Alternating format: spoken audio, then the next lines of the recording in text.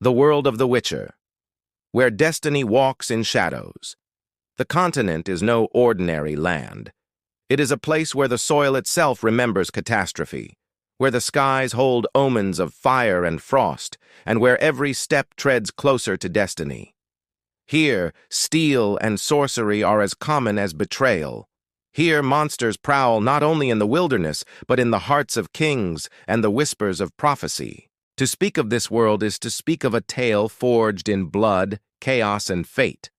Long ago, the continent was quiet, untouched by monsters or magic. It belonged to the elder races, elves, dwarves, gnomes, who built kingdoms of beauty and song. But that silence was shattered by the conjunction of the spheres, a cataclysm that ripped apart the fabric of reality. Worlds collided, and in that collision came ruin. Beasts of nightmare poured into the land, things with fangs, claws, and hungers no man had ever seen. Humanity followed, cast out of their own dying world, multiplying swiftly, carving kingdoms in blood and fire. And laced within it all was a force that would shape everything: chaos. Chaos is magic in its rawest form, the wild energy left behind by the conjunction. To harness it is to gamble with life itself. Sorcerers who wield it stand above kings, but only because they learn to walk a blade's edge. For chaos destroys as easily as it creates. It grants storms, fire, illusions, healing, and death, yet it devours the careless. To channel it is to risk madness or worse. Still, the ambitious could not resist. Mages rose in towers, sorceresses whispered in thrones' ears, and magic became not just a weapon of war, but a weapon of politics. But even sorcery could not stand alone against the horrors that prowled the night. Humanity needed more. Hunters capable of matching monsters claw for claw. And so, through ruthless alchemy, witchers were born. Children taken young, put through brutal training, and finally subjected to the trial of the grasses.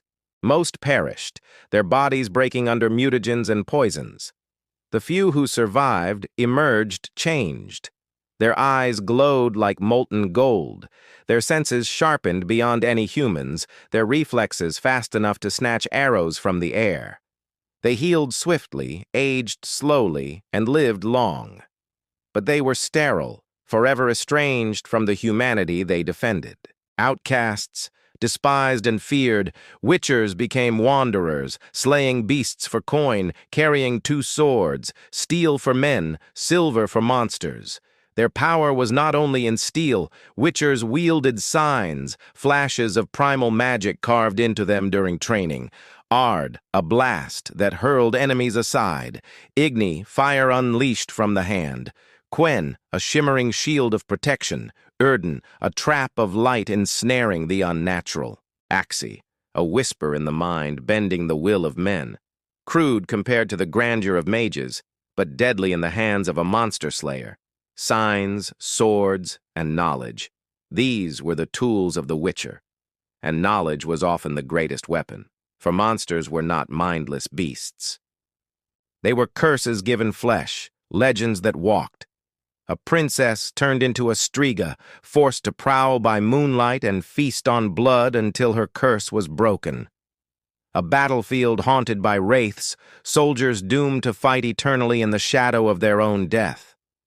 A leshen, vast and antlered, ruling its forest with claws of bark, summoning wolves and vines to slay intruders.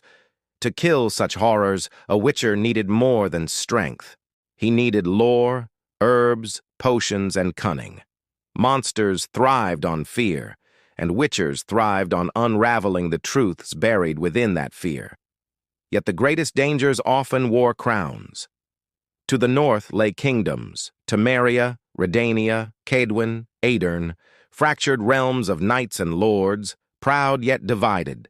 Their rulers schemed endlessly, alliances and betrayals spilling more blood than any beast. To the south rose Nilfgaard, the Black Empire, vast and united, ruled by a single emperor whose word was law. Its armies marched in black and gold, precise, disciplined, unstoppable. To peasants, the north was freedom. To Nilfgaard, chaos. To the north, Nilfgaard was tyranny. To some, it was salvation. Their wars were endless, leaving villages in ashes, corpses in fields, and monsters feeding on the dead. Amid this chaos lay a prophecy written in blood. Long ago, the elven sorceress Lara Dorren bore a child with a human mage, defying her people. From that union came the Elder Blood, a lineage carrying power beyond measure, the ability to open worlds, to walk between spheres, to shape destiny itself. Prophets whispered of a child of elder blood who would save the world or destroy it utterly. Generations buried the line, but fate is cruel, and destiny does not die. It surfaced once more in Cintra, and from it was born Ciri, the lion cub. Ciri is more than a princess. Her blood makes her the most coveted soul on the continent. Kings seek her to bind prophecy to their thrones. Sorcerers covet her as the key to ultimate power. And above all, the spectral riders of frost pursue her, the wild hunt.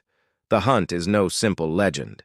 They are the NL, elves of another realm who ride between worlds in a cavalcade of terror. Cloaked in frost, armored in shadow, their horses blaze with spectral fire as they sweep across the skies. To peasants, they are omens of war and death. In truth, they are conquerors, seizing slaves, bringing winter in their wake. Their king, Eredin, seeks Ciri above all else. For with her blood, the hunt could open doors to endless realms, mastering not one world, but all. Wherever the wild hunt rides, crops fail, rivers freeze, villages vanish. Even witchers dread their passing, for they are not merely flesh and steel, they are inevitability, and so the continent lives on a knife's edge. Born of the conjunction, torn by magic, stalked by monsters, ruled by crowns steeped in blood, and forever haunted by prophecy.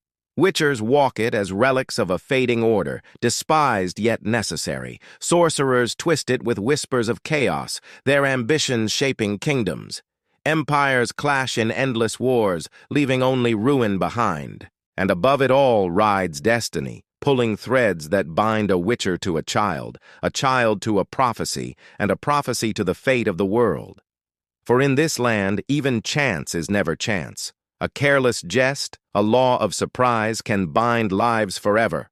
A child born of prophecy can ignite wars, and a phantom cavalcade can ride across the night sky to claim what destiny demands. This is the continent, a world where monsters wear many faces, where steel and sorcery are never enough, and where fate itself rides ever closer, cloaked in frost.